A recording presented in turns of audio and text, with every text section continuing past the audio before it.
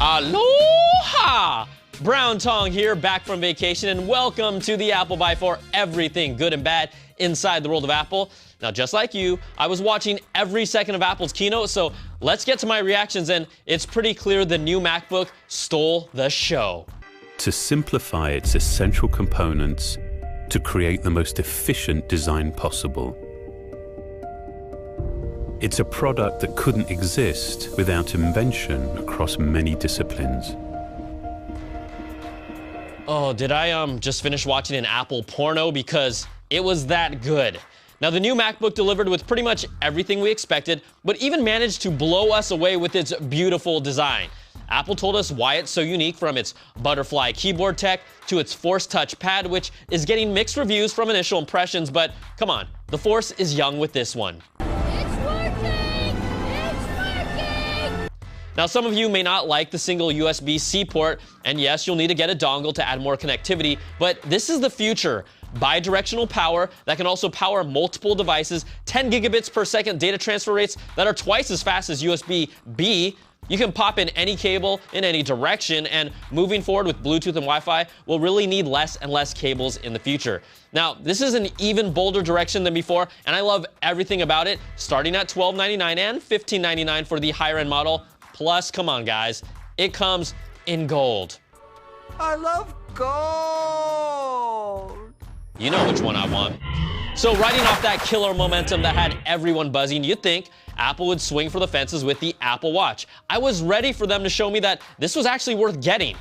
But instead, they showed us everything we already knew, putting us to sleep with the same low-energy presentation that we saw last time, and spent 26 plus minutes doing that until we saw the fact that it could open up your garage door remotely, and it has an 18-hour battery life, something actually new. Really, the devs are going to make or break this product. Then Apple tried seducing us with more sexy Apple movies with Johnny Ive saying aluminum over and over.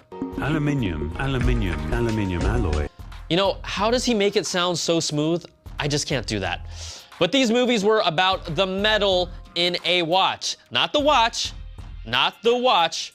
We're talking metal. Is that what's going to make you buy an Apple Watch? Yeah, sure, it's good on the eyes and gets me worked up. Do I make you Randy? But that was pretty useless fluff. And the best part, let's get to it, the pricing. Now, the Apple Watch Sport starts at $349 and $399 depending on size, with the entry-level rubber band. Stainless steel version starts at $549 and $599, but wait a second. Where did I hear that from before? Flashback. I'm dreaming they keep it at $499, but the guess I'm going for is that Apple will push it to $549 and $599 just because. Yes.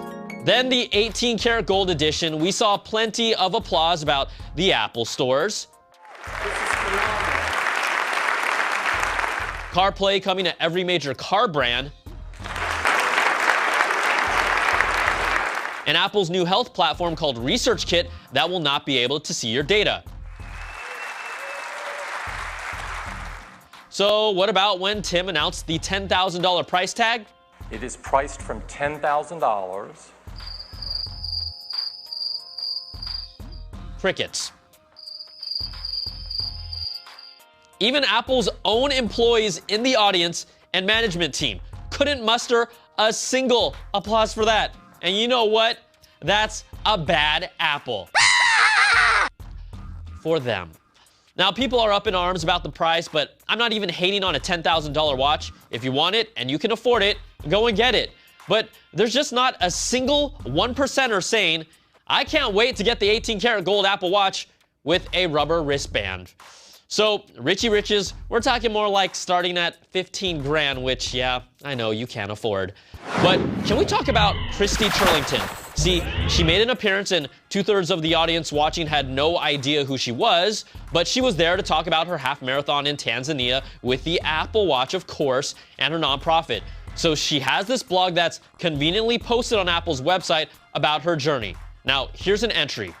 When I first got the watch, I went with the white sport band. I also chose the Milanese loop, a couple of leather options, and a black sport band so, I could change it up depending on my mood or where I am. Wow, it's good to be on Apple's gravy train. Hashtag privilege. So let's see, looking at the Apple Store, a white sport band costs around 50 bucks. The Milanese Loop, another 150. A couple of leather options, that's 150 times 2 more. And another black sport band at $50. Yeah, Apple is so out of touch with this. Honestly, it's embarrassing. And I'm not asking you, Apple, to cater to the general population with your pricing because you aren't. But I'd really like to see the ass from the cow that $150 leather strap came from. And you know what? That's a bad Apple. I was ready to give this thing a chance, and all Apple had to do was show us 3 really cool features in action that no other watch can do. They did that with the MacBook, but they didn't with the watch. They actually made the Apple Watch appear less exciting than it really is. And something no one is excited about as of right now, the latest iOS 8.2 update includes the Apple Watch app that is undeletable. So it can join all of iOS's other bloatware that you can't delete, like Game Center, iBooks, and Newsstand that you hide in this folder the best you can. This is just stupid, and yeah, you're getting another bad Apple.